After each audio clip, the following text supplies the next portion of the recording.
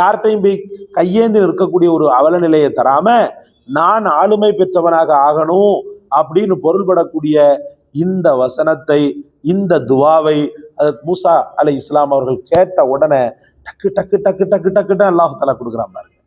முதல்ல புகலிடத்தை கொடுத்தான், ஷுஐப் அலைஹிஸ்ஸலாமுடைய பழக்கத்தை கொடுத்தான். ஷுஐப் அலைஹிஸ்ஸலாம் அவர்கள் மதீனா நகரத்தில் உள்ள ஒரு நபி, அவங்க தன்னுடைய அருமையான மகளையே திருமணம் செய்து தன்னுடைய மருமனாக ஹஜ்ரத் மூசாவை ஆக்கி கொண்டாங்க. அப்போ இந்த துவா எவ்வளோ பெரிய வேல்யூபிளானது, வாழ்க்கையை தந்தது, வசதியை தந்தது, தனக்கான ஒரு அங்கீகாரத்தை தந்தது, அடைக்கலத்தை தந்தது. ஹஜ்ரத் மூசாவுக்கு அருள்வாளி தந்த இறைவன் தானே உனக்கும் இருக்கிறான். ஹஜ்ரத் மூசா அலைஹிஸ்ஸலாம் அவர்கள் கேட்ட துவா பரக்கத் அவர்களுக்கு எவ்வளோ பெரிய பாக்கியத்தை கொடுத்தது. அந்த பாக்கியத்தை ஏன் உனக்கு கொடுக்க மாட்டான்? இதுதான் உங்களுக்கான வசீஃபா. பிஸ்மில்லாஹிர் ரஹ்மானிர் ரஹீம்.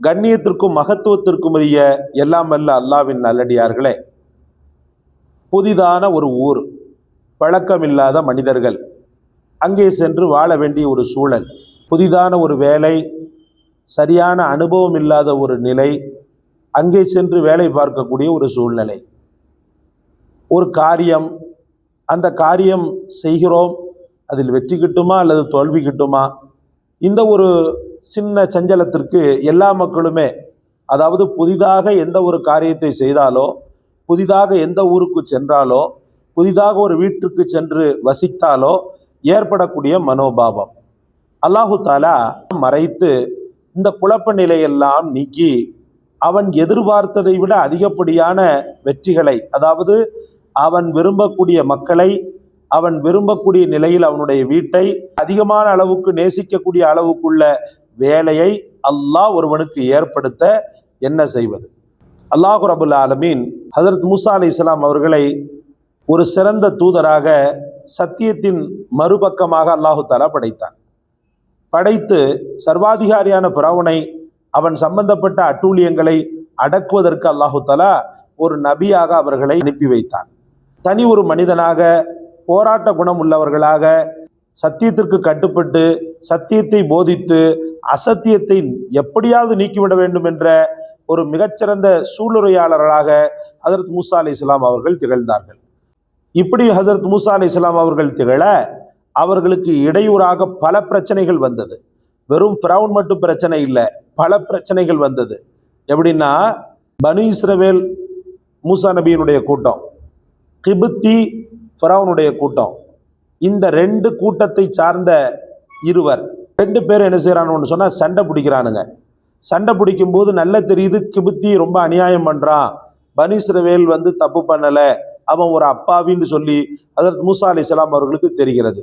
இப்போ இந்த நேரத்தில் இந்த பனு இஸ்ரவேல் என்ன பண்ணுறான்டா, இவனும் ஒரு லேசுப்பட்ட ஆள் இல்லை, அந்த நேரத்தில் அவன் எதுவும் ஒரு பெருசாக பண்ணலை. பனு இஸ்ரவேல் என்ன பண்ணுறான்னு சொன்னால், தாக்கப்படக்கூடிய நேரத்தில் மூசா அலைஹிஸ்ஸலாம் அவர்களை அழைக்கிறான். அழைத்து என்னை பயங்கரமாக என்னை தாக்குகிறான், எனக்கு அநீதம் செய்கிறான், என்னை அநியாயமாக அடிக்கிறான், மூசாவே தலைவரே நீங்கள் தான் கேட்டு தர வேண்டும்ன உடனே அநீதம் கண்ணுக்கு முன்னால் நடக்கும்போது ஹஜ்ரத் மூசா அலைஹிஸ்ஸலாம் அவர்கள் சிறிது வெகுண்டெழுவாங்க. பக்கத்தில் போய் என்ன பண்ணுறாங்கன்னு சொன்னால், என்னடா நீ பண்ணுற அப்படின்னு சொல்லிட்டு ஒரே அடி தான் அடிக்கிறாங்க. அடித்த உடனே அப்படியே கீழே விழுகிறான். கீழே விழுந்தது தான் தாமதம், கீழே விழுந்தது தான் அவன் ரூஹும் பிரிந்து விடுகிறது. மூசா அலைஹிஸ்ஸலாம் சற்றும் இதை எதிர்பார்க்கவில்லை, பயப்படுகிறார்கள். ஏன்னா கொலை செய்யப்பட்டவன் ஃபிரௌனுடைய கூட்டத்தை சார்ந்த ஒரு கிபித்தி. என்ன செய்வது? மூசா அலைஹிஸ்ஸலாம் இங்கே இருந்தால் கண்டிப்பாக நம்மளை உயிரோட விடமாட்டான்னு சொல்லி நேராக அல்லாஹ் உன் தவக்குல்னு சொல்லி மதியன் பகுதிக்கு சென்றுடுறாங்க. மதியன் அப்படின்றது ஒரு பகுதி, அந்த மதியன் நகரத்துக்கு சென்றுடுறாங்க. மதியன் ஹஜ்ரத் மூசா அலைஹிஸ்ஸலாம் அவர்கள் ஆரம்ப நேரத்தில் போகாத ஒரு பகுதி. மதியன் முற்றிலும் ஹஜ்ரத் மூசாவுக்கு தெரியாத ஒரு பரிச்சயமற்ற பகுதி. மதியன் வாசிகள் யார், எவர், என்ன குணம் தெரியாது. அங்கே போய் நிற்கிறாங்க. நின்ன உடனே அந்த நேரத்தில் அவங்களுக்கு எதுவுமே தென்படலை, எதுவுமே அவங்களுக்கு புலப்படலை. தன்னை படைத்த ரப்பு தான் தனக்கு. எவ்வளோ பெரிய பாக்கியம்! ஹஜ்ரத் மூசா எல்லா நிலைகளிலுமே அல்லாஹ்வை தான் ஆடுவாங்க. இன்னைக்கு நாம் பார்க்குறோம், எந்த ஒரு பிரச்சனை, எந்த ஒரு கஷ்டமாக இருந்தாலும் பிறர்கிட்ட சொல்கிறது தான் முக்கியத்துவமாக ஆகிடுச்சு. நமக்கு 4 பேர்கிட்ட சொன்ன பிறகு யா அல்லாஹ் எனக்கு இந்த பிரச்சனையா இருக்குது அப்படின்னு பள்ளிவாசல உட்காந்து அழுவான், 4 பேர்த்திட்ட சொல்லிடுவான். அப்படி செய்யக்கூடாது. முதலாக அல்லாவிடத்துல தான் சொல்லணும். அல்லாவிடத்துல சொல்லக்கூடிய பழக்கம் எப்போது உங்களிடத்தில் இருக்கிறதோ பிரச்சனைகளுக்கான உடனடி தீர்வாக அல்லாவே மாறிவிடுவார். அப்போ ஹசரத் மூசா அலைஹிஸ்ஸலாம் உடனடியாக அல்லாவிடத்துல என்ன செய்யறாங்கன்னு சொன்னா, அந்த புரியாத அறியாத ஊர்ல நின்று கொண்டு துஆ செய்றாங்க. ரப்பி அத்கில்னி முத்கல சுத்கின் வ அக்ரிஜ்னி முக்ரஜ சுத்கின் வஜஅல் லீ மின் லதுன்க சுல்தானன் நஸீரா. ரப்பி அத்கில்னி முத்கல சுத்கின் வ அக்ரிஜ்னி முக்ரஜ சுத்கின் வஜஅல் லீ மின் லதுன்க சுல்தானன் நஸீரா.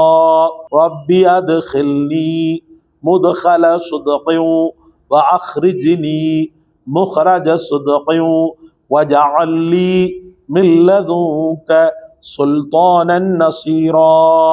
அற்புதமான துவா, அற்புதமான துவா. அர்த்தத்தை பாருங்களேன். ரப்பி அத்கில்னி முத்கல சுத்க், யா அல்லாஹ் என்னை சிறந்த ஒரு இடத்துல நுழைய வை. அக்ரிஜ்னி முக்ரஜ சுத்க், என்னை சிறந்த சத்தியமான உண்மையான ஒரு இடத்திலிருந்து வெளியாக்கு. வஜஅல்லி மின் லதுன்க சுல்தானன் நஸீரா, எனக்குன்னு சொல்லி யாருமே இல்லாத நிலையில இருக்கிறேன் இல்லையா, உன் புறத்திலிருந்து எனக்கு ஒரு அதிகாரத்தை வழங்கு. நான் யார்கிட்டையும் போய் கையேந்தி இருக்கக்கூடிய ஒரு அவல நிலையை தராம நான் ஆளுமை பெற்றவனாக ஆகணும் அப்படின்னு பொருள்படக்கூடிய இந்த வசனத்தை, இந்த துவாவை ஹஜ்ரத் மூசா அலைஹிஸ்ஸலாம் அவர்கள் கேட்ட உடனே டக்கு டக்கு டக்கு டக்கு டக்குன்னு அல்லாஹ் தஆலா கொடுக்குறான் பாருங்க. முதல்ல புகலிடத்தை கொடுத்தான், ஷுஐப் அலைஹிஸ்ஸலாமுடைய பழக்கத்தை கொடுத்தான். ஷுஐப் அலைஹிஸ்ஸலாம் அவர்கள் மதீனா நகரத்தில் உள்ள ஒரு நபி, அவங்க தன்னுடைய அருமையான மகளையே திருமணம் செய்து தன்னுடைய மருமனாக ஹஜ்ரத் மூசாவை ஆக்கி கொண்டாங்க. அப்போ இந்த துவா எவ்வளோ பெரிய வேல்யூபிளானது. வாழ்க்கையை தந்தது, வசதியை தந்தது, தனக்கான ஒரு அங்கீகாரத்தை தந்தது, அடைக்கலத்தை தந்தது. ஹஜ்ரத் மூசாவுக்கு அருள்வாளித்த அந்த இறைவன் தானே உனக்கும் இருக்கிறான். ஹஜ்ரத் மூசா அலைஹிஸ்ஸலாம் அவர்கள் கேட்ட துவா பரக்கத் அவர்களுக்கு எவ்வளோ பெரிய பாக்கியத்தை கொடுத்தது. அந்த பாக்கியத்தை ஏன் உனக்கு கொடுக்க மாட்டான்? இதுதான் உங்களுக்கான வசீஃபா. இந்த துவாவை தினசரி காலையும் மாலையும் 3 முறை ஓதி உங்களுடைய காரியங்களில் தெளிவு பெற்றுக் கொள்ளுங்கள்.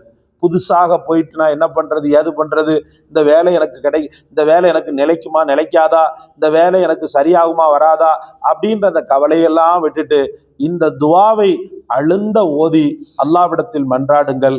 அல்லாஹ் வெற்றி தருவான். இந்த காணொளி உங்களுக்கு பிடிச்சிருக்கும்னு நினைக்கிறேன். பிடிச்சிருந்தா லைக் பண்ணுங்க, ஷேர் பண்ணுங்க, சப்ஸ்கிரைப் பண்ணுங்க. எல்லாவற்றையும் விட மேலாக இந்த வசீஃபாவை கண்டெடுத்து தங்களுக்கு சொன்ன எமக்காக துவா செய்யுங்க. ஜஸாக் அல்லாஹ். அஸ்ஸலாமு அலைக்கும் வரஹ்மத்துல்லாஹ்.